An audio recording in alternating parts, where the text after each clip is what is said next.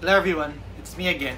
It's been a while, but I'm finally sharing some good news. I'm officially in remission. So, yeah, I've actually known about this for a while now. And before we start the video, let me just say, I am very, very thankful and very grateful for everyone who prayed for me, who supported me, who watched these videos, who followed my journey, and those who will follow my journey in the future once I've uploaded this video. Everyone who's looking back on what I went through. I want to thank my family, my girlfriend, especially for being with me through these very, very tough times. My sisters and brothers, both by birth and by choice. You know who you are. Everyone who came to visit me, there were so many people. So many people. Everyone who participated in my music sharing, send me recommendations of their own. Yeah, and everyone who left a comment and who really just supported me, and it really means a lot. And I wouldn't be here today, chilling, living my life, and celebrating my birthday without all of your thoughts and prayers. Seriously. Every single one of them helped tremendously. And I'm really grateful. I'm getting choked up. And I'm really grateful that I've come this far. I've finished every procedure. There's literally nothing more to be done. For a month now, my last procedure was the PET scan. That was over a month ago. And I'm really happy that I'm able to celebrate my birthday through the power of your prayers. To celebrate my birthday without being in the hospital is just a surreal feeling. To just be free of that burden. And it's been an incredible, wild ride. So what happened? So my last video was on my third cycle of chemotherapy. So after that, I underwent the usual. So I go to the hospital. They inject me with all of the pre-meds. The very painful one was diphenhydramine, an antihistamine that is a pre-med for every dose of chemotherapy, so that I don't get hives all over my body. It hurts like hell. They injected into my veins, and it makes my entire arm like burn with pain.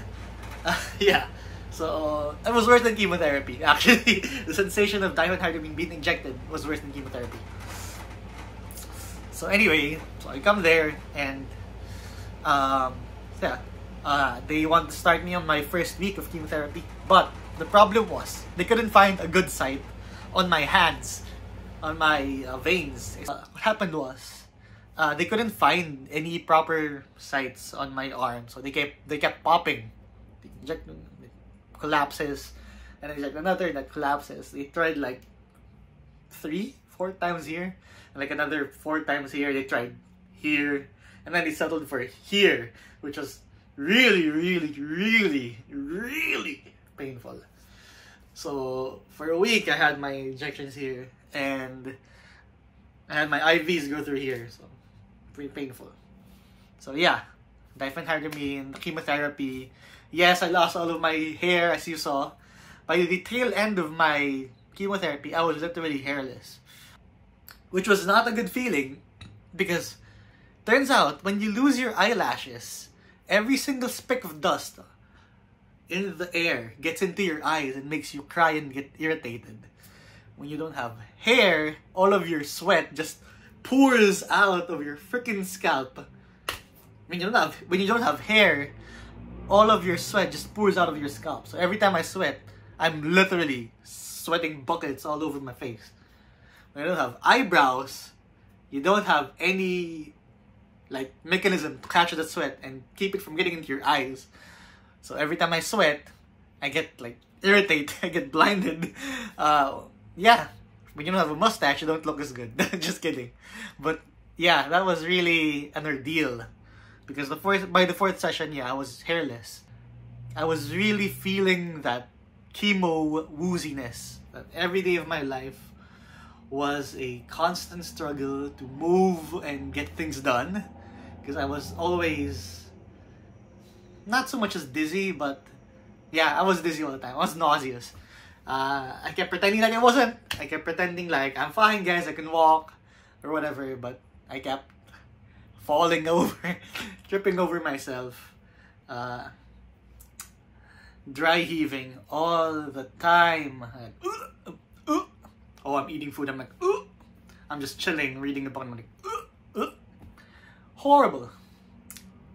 But yes, so the first week came along, 5 days of chemotherapy, bang, bang, bang, done.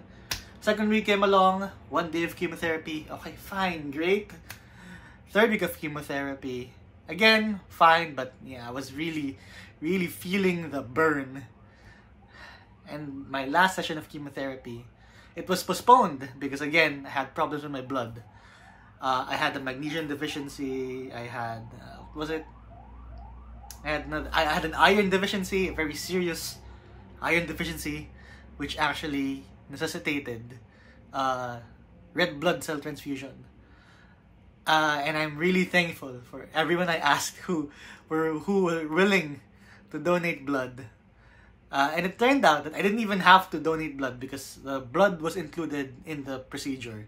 Like, once you pay for it, they give the blood for free. I mean, technically not for free. But yeah, you get what I mean. I don't have to replace the blood.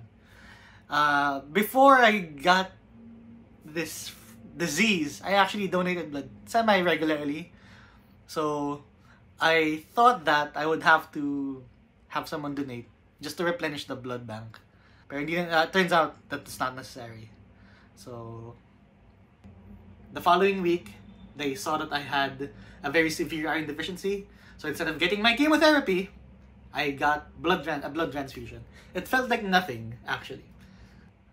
On the next week, after the blood transfusion, I was finally hoping to get my final chemotherapy session. Because all throughout my chemo cycles, every last day of the cycle gets cancelled. In my second cycle and my third cycle, my last day got cancelled for some reason or another because my body was not reacting very well, either to the dose or to the meds itself. I had some dysfunction or whatever, so they had to cancel that just to keep the schedule going. So this time, my doctor, even after my blood transfusion, I still had some systemic problems in my body. So they just opted to omit it altogether. Just forget it. It's fine. Let's just hope that even if we didn't give you the complete cycle, it'll still take effect.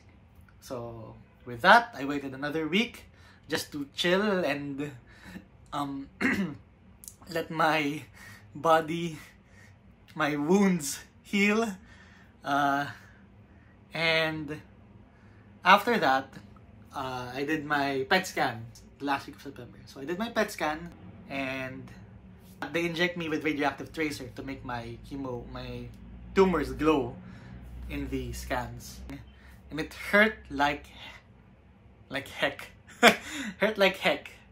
And aside from having that, I had to do a CT scan as well on the same day with the contrast. So I did another injection. And even between that, I was having a lot of blood tests. Almost daily blood tests, a weekly blood test. So many blood tests for monitoring. I gotta drink water, gotta stop eating meat, and then because my red blood cells fell,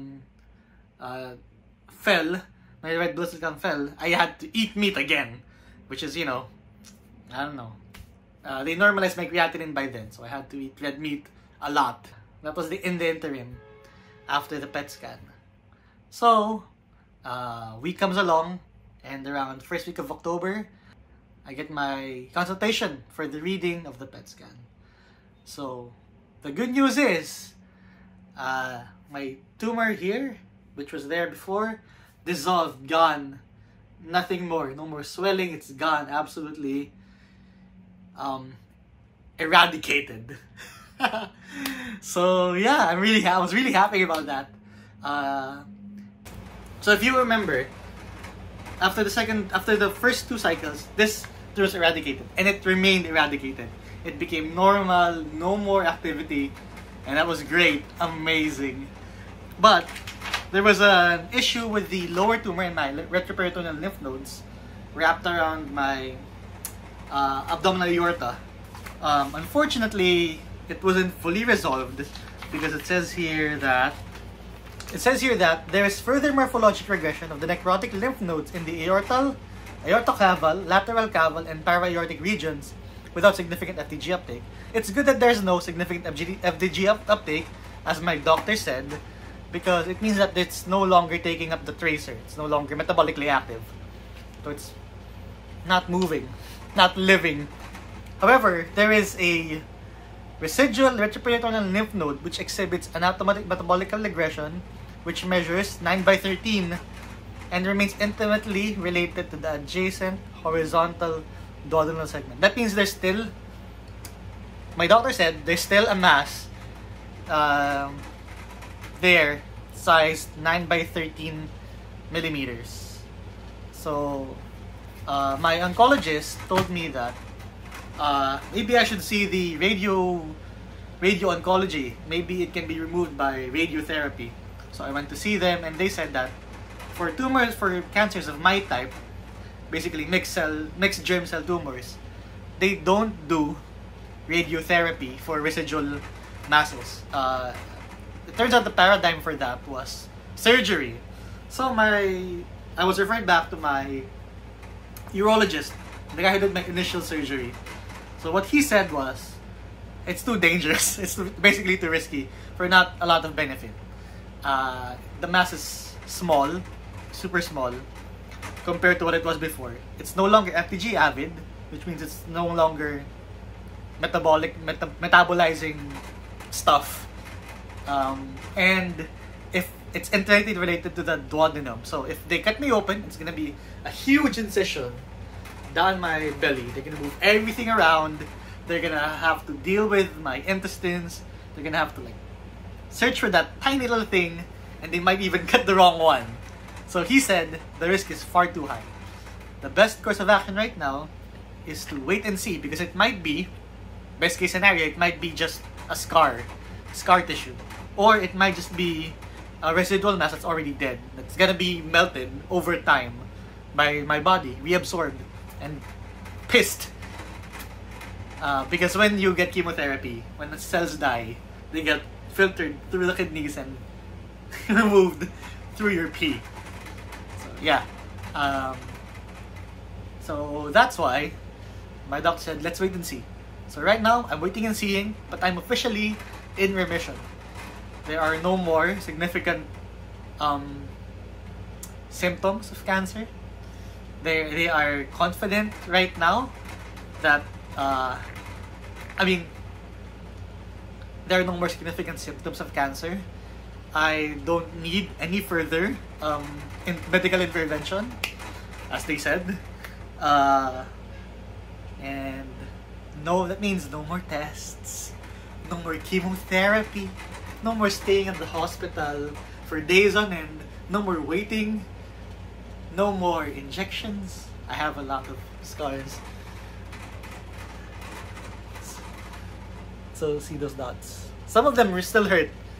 So I was really, really thankful and grateful for a very miraculous event.